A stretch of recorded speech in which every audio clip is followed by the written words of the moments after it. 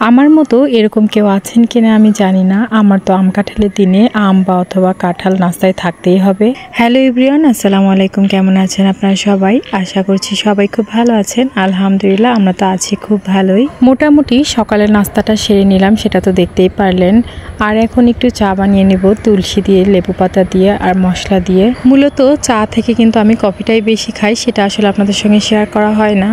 তবে আজকে একটু চাটাই শেয়ার করে দিচ্ছি, কারণ ভীষণ ঠান্ডা লেগেছে আর খুবই মাথা ব্যথা, এই জন্য মশলা চা বানিয়ে নিলাম। পাশাপাশি কিন্তু আমি চাটা খেয়ে আগে কিচেন রুমে চলে এসেছি। আগের দিন রাত্রেবেলা দুধ গরম করার সময় দুধটা পড়ে গিয়ে চুলোটার এই অবস্থা হয়ে গিয়েছে, তো ভাবলাম সাথে সাথে পরিষ্কার করে ফেলি সকালে, না হলে আর পরে করা হবে না। আগে যখন নতুন নতুন বিয়ে হয়েছে মনে করতাম থাক একটু পরে করব, এই কাজটা পরে করব, কিন্তু এখন সেটা হয় না। এখন শুধু মনে হয় সাথের কাজটা সাথেই করে ফেলি। এই যে সারা দিনে দুইটা বাচ্চা সামলে মোটামুটি যাই কাজ করি, আমার কিন্তু রেস্ট বলতে কিছুই হয় না। তারপরও কাজ করেই থাকি, কারণ কাজ করতে এখন কেমন যেন নেশার মতো হয়ে গিয়েছে।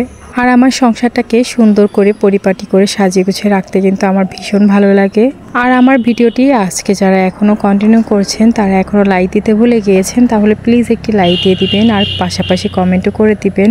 আর যারা আমার ফেসবুক পেজ থেকে দেখছেন তারা অবশ্যই একটা ফলো করে দিবেন। আর ইউটিউব চ্যানেল থেকে যারা দেখছেন চ্যানেলটি সাবস্ক্রাইব করে আমার পাশে থেকে যেতে পারেন। আমার বরাবরই অভ্যাস সকালবেলা নাস্তা সেরে সকাল সকাল যত কাজ আছে সব কাজ কমপ্লিট করে তারপর নিরিবিলি রান্না বাড়া করা।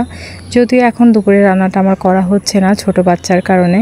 এই তো সকাল সকাল আগে বাসাটা সুন্দর করে ঝাড়ু দিয়ে পরিষ্কার করে নিচ্ছি।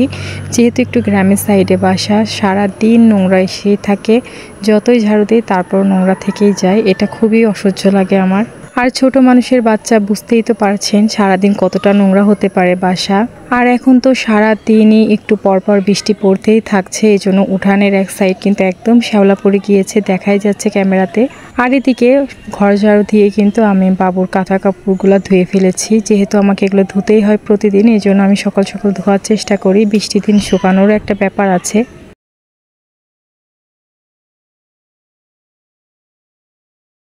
কি ভাবছেন কাঁথা ধুয়ে দিলাম, নেড়ে দিলাম আর শুকিয়ে গেল? আসলে কিন্তু ব্যাপারটা এরকম না। একটু পরপর 5-10 মিনিট পরপরই দেখা যাচ্ছে কাঁথাগুলো আবার উঠিয়ে নিতে হবে, ভিতরে নাড়তে হবে, আবার রোদ উঠবে, আবারও বাহিরে নিয়ে আসতে হবে। তো সারাদিন এরকমই করে কাটাতে হয় আমাকে।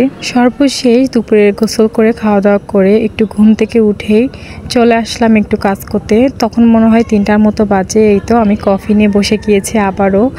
তো কফি তো বরাবরই আমার খুবই পছন্দ। তো আমার অনেকগুলো চুড়ি ছিল, সেগুলো একদম এলোমেলো করে সবসময় রেখে দেওয়া হতো। এই জন্য আমার বাসা থেকে, মানে আমার বাবার বাসা থেকে আমার চুড়ির আলনাটা নিয়ে এসেছি, যদিও এটা অনেক পুরনো। তো ভাবলাম ওটাই আপাতত চুড়িগুলো রেখে দিই, পরে একটা নতুন কেনা যাবে। সত্যি বলতে যত দিন যাচ্ছে ততই হলো সংসারে সাশ্রয় করাটা আমার ভিতর ভীষণভাবে কাজ করছে। এই জন্য অযথা খরচটা আমি একদমই বাদ দিয়ে দিয়েছি। বরাবরই আমার খুব বেশি দামি গহনাগাটি নেই, তবে আমার কাচের চুড়ি অনেক অনেক অনেক বেশি পছন্দের। তো আমি সবসময় কাচের চুড়ি কালেকশন করি। আর ওই যে নীল চুড়িগুলো দেখতে পাচ্ছেন, এগুলো কিন্তু আমার হাজবেন্ড লাস্ট যেবার ছুটি এসেছিল সেইবারই আমাকে গিফট করেছে। তো বরাবরই আমাকে টুকটাক কাচের চুড়ি কিছু না কিছু গিফট করে থাকে। আর এটা কিন্তু আমার বিয়ের রাখি আমি এখনও যত্ন করে রেখে দিয়েছি। এই তো একে একে চুড়িগুলো সব গুছিয়ে নিয়েছি। তো এই সাইডে সব আমার চুড়ি আর ওই পিছন সাইডে আমার মেয়ের চুড়ি।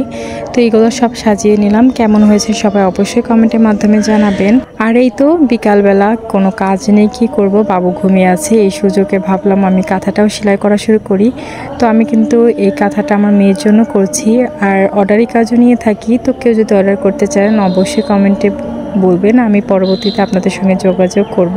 সো আজকের ভিডিওটি আর বেশি বাড়াবো না, সবার সুস্থতা কামনা করে সবাইকে পরবর্তী ভিডিওগুলো দেখার আমন্ত্রণ জানিয়ে আজকের ভিডিওটি এখানেই শেষ করব। সবাইকে জানাই আল্লাহ হাফেজ।